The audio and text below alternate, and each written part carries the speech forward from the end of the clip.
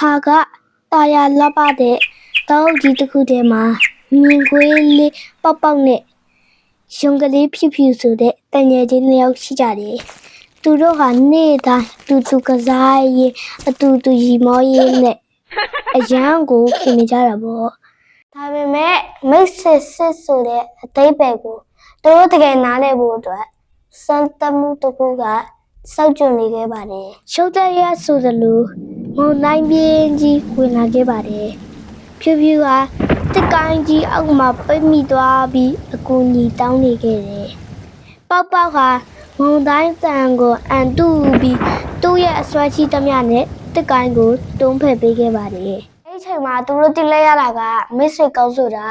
အခက်အခဲကြောင့်တဲ့ချိန်မှာကိုလုံးမယုံပဲလက်တုံးရှုပ်တူဆိုတာပါပဲ။ငုံတိုင်းပြီးတော့သူတို့မှစားစရာဘာမှမရှိတော့ဘူး။ဒီပန်းသီးလေးတစ်လုံးလေးကိုပဲတွေ့ရတဲ့အခါသူတို့ဟာကိုယ်ပိုက်စာတာထက်တကယ်ချင်းရဲ့ဗိုက်စာမှုကိုပိုပြီးညံ့ညာခဲ့တယ်။တယောက်ကိုတယောက်အရင်စားဖို့အပြန်လည်ပေးရနေကြတာဟာတကယ်ကိုကြည်နူးစရာကောင်းတဲ့မြင်ကွင်းလေးပါပဲ။အဲ့ဒီချိန်မှာပဲသူတို့ထပ်ပိုပြီးဒုက္ခရောက်နေတဲ့လက်အဖိုးကြီးကိုတွေ့လိုက်ရပါတယ်။သူတို့နှစ်ယောက်ဟာကိုယ့်အတွက်ပဲမကြည့်ပဲအဖိုးကိုပါဝင်မြပေးလိုက်ကြတယ်။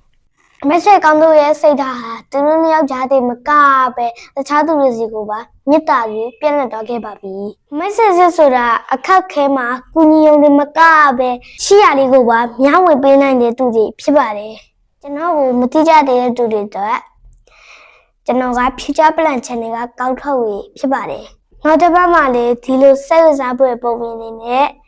ဘူတူတရပွဲအကြောင်းရတွေကိုတင်ဆက်ပေးတော့မှာဖြစ်လို့ကျွန်တော်ရဲ့ channel လေးကို subscribe လုပ်ပြီး notification လေးကိုလည်းနှိပ်ပေးထားကြပါအောင်တော့